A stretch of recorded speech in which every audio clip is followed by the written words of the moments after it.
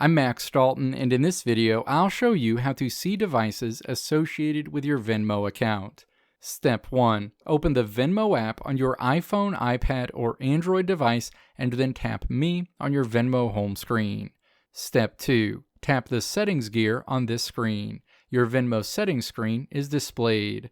Step 3. Swipe down to the Security section and then tap to choose Remembered Devices. The associated screen opens. This is where you'll see all of the devices associated with your Venmo account. You'll see the device you're actively accessing Venmo on in the This Device section, and you'll see all of the other devices associated with your Venmo account in the Other Devices section. When signing into your Venmo account on all of these devices, you won't have to submit a code to confirm your identity.